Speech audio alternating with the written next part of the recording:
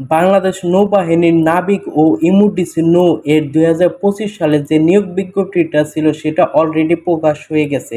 আর এখানে লোক নিবে মোট 460 জন। আর আপনারা যদি ন্যূনতম অষ্টম শ্রেণী পাশও করে থাকেন তাও এই নিয়োগ বিজ্ঞপ্তিতে আবেদন করতে পারবেন। চলুন এই নিয়োগ বিজ্ঞপ্তির ব্যাপারে বিস্তারিত জেনে নেই, অর্থাৎ শিক্ষাগত যোগ্যতা, উচ্চতা, ওজন এবং আবেদন করতে কত টাকা প্রয়োজন হবে এই বিষয়গুলো জেনে নেই।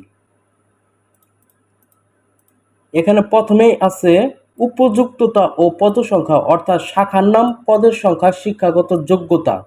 এখানে প্রথম শাখাটি হচ্ছে ডিউ অথবা ইউসি, অর্থাৎ সিম্যান কমিউনিকেশন ও টেকনিশিয়ান পদ। এটিতে লোক নিবে 329 জন।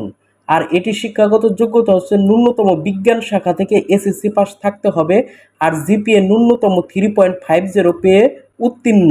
এবং এর সাথে যদি আপনাদের উচ্চতর গণিত এবং BN backward cooperative society technical institute হতে ন্যূনতম এ গ্রেড পেয়ে থাকেন তাহলে আপনারা অগ্রাধিকার পাবেন। এরপরে পদটি হচ্ছে মেডিকেল। এখানে লোক নেবে 13 জন। আর এটি শিক্ষাগত যোগ্যতা হচ্ছে বিজ্ঞান শাখা থেকে এসএসসি পাস থাকতে হবে, পয়েন্ট ন্যূনতম 3.50।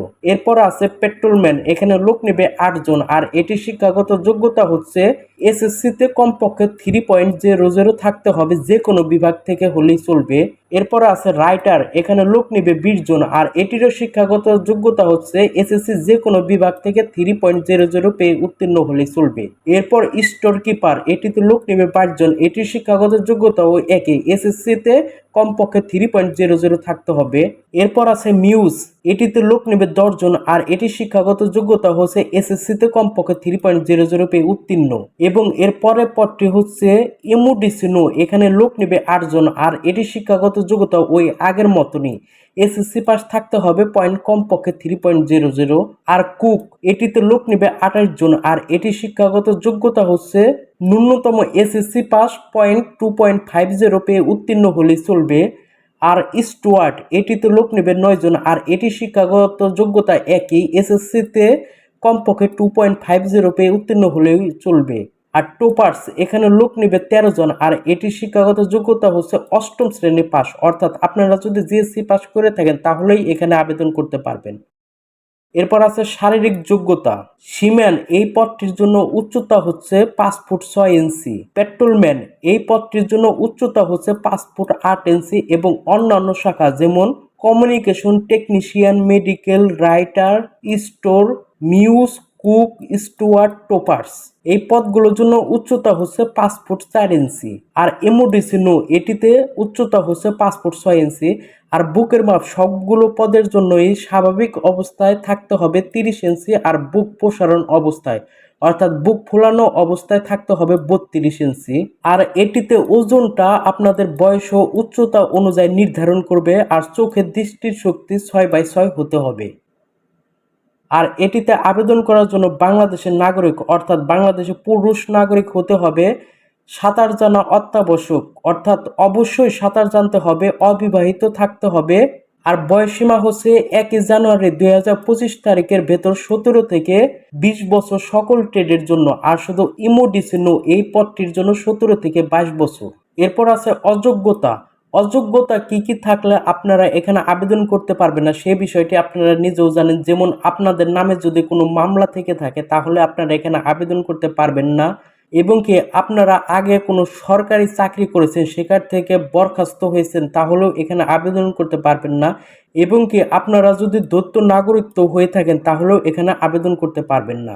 এরপর নিচের দিকে রয়েছে যেদিন আপনাদের মাঠ হবে সেদিন আপনারা কি কি কাগজপত্র নিয়ে যাবেন। এসএসসি পাস প্রার্থীদের মূল অথবা শিক্ষা বোর্ড কর্তৃক ইস্যুকৃত সাময়িক সনদপত্র নিয়ে যেতে হবে। এর সাথে এসএসসি পরীক্ষা মূল মার্কশিট, মূল রেজিস্ট্রেশন কার্ড, মূল অ্যাডমিট কার্ড এবং শিক্ষা প্রতিষ্ঠান প্রধান কর্তৃক স্বাক্ষরিত প্রশংসাপত্র নিয়ে যেতে হবে। তবে যারা এই মূল কাগজপত্রগুলো না নিতে পারবেন তারা এই কাগজপত্রগুলো ফটোকপি করে প্রথম শ্রেণীর গ্যাজেট অফিসার কর্তৃক সত্যায়িত করে নেবেন। আর যদি আপনাদের চাকরি হয়ে যায় তখন কিন্তু অবশ্যই ভর্তি হওয়ার সময় এই মূল কাগজপত্রগুলো নিয়ে যেতে হবে। এরপর এদিকে রয়েছে অধিক শিক্ষাগত যোগ্যতা যে কোনো প্রার্থীগণকে ভর্তি করা যাবে। ভর্তিকালীন সময়ে অধিক শিক্ষাগত যোগ্যতা সনদ সঙ্গে নিয়ে আসতে হবে, তবে তারা এজন্য কোনো অতিরিক্ত সুযোগ সুবিধা পাবেন না। আর অষ্টম শ্রেণী পাস প্রার্থীদের স্কুল হতে পাশকৃত সনদপত্র ও পরীক্ষার মার্কশিট জমা দিতে হবে। এর সাথে জাতীয়তা ও চারিত্রিক সনদপত্র ইউনিয়ন পরিষদের চেয়ারম্যান, পৌরসভার মেয়র অথবা চেয়ারম্যান অথবা ওয়ার্ড কাউন্সিলর বা কমিশনের নিকট হতে গৃহীত জাতীয়তা ও চারিত্রিক সনদের মূল কপি, এর সাথে বৈবাহিক অবস্থা ও স্থায়ী বাসস্থানের মূল কপি নিয়ে যেতে হবে। আর অবশ্যই বৈবাহিক অবস্থা ও স্থায়ী বাসস্থান উল্লেখ থাকতে হবে।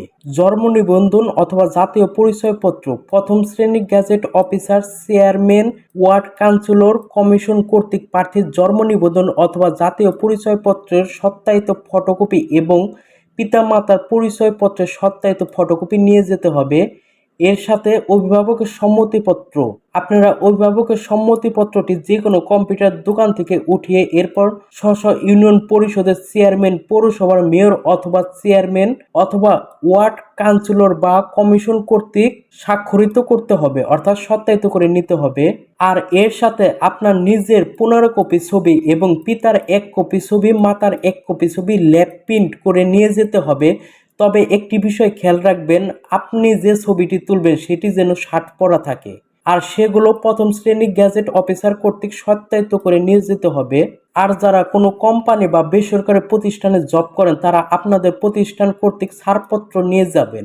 আর এই আবেদনটি কিন্তু সম্পূর্ণ অনলাইনের মাধ্যমে হবে এবং www.joinnavy.navy.mil.bd এই ওয়েবসাইটে প্রবেশ করে আবেদনটি করতে হবে। কিভাবে আবেদন করতে হয় এই বিষয়ে যদি কোনো ভিডিও প্রয়োজন পড়ে তাহলে আমাদের ডেসক্রিপশনে জানাবেন, আমরা একটি ভিডিও করে দেখাবো। আর আবেদন করার জন্য আপনাদের 200 টাকা প্রয়োজন পড়বে, এর সাথে 25 টাকা ভ্যাট, সব মিলে 225 টাকা ফ্রি লাগবে, যেটি আপনারা বিকাশ, নগদ, রকেটের মাধ্যমে প্রেরণ করতে পারবেন। আর এই নিয়োগ বিজ্ঞপ্তির নিচের দিকে 2টি ছক আছে, এই যে দেখতে পাচ্ছেন, এই যে একটি ছক আর এই যে একটি ছক। এই ছকগুলোতে বলে দিয়েছে কোন জেলায় কত তারিখে পরীক্ষা হবে, আপনারা দেখে নেবেন। আর যদি কোন জেলায় কত তারিখে পরীক্ষা হবে এই বিষয়টি সম্পর্কে কোনো ভিডিও চান তাহলে আমাদের কমেন্ট বক্সে জানাবেন, আমরা পরিপূর্ণ একটি ভিডিও বানিয়ে আপলোড করব। আর এটিতে আবেদনের শুরুর তারিখ হচ্ছে 11 সেপ্টেম্বর 2024 তারিখ, অর্থাৎ আবেদন কিন্তু অলরেডি শুরু হয়ে গেছে। আর আবেদনটি শেষ হবে 15 অক্টোবর 2024 তারিখ।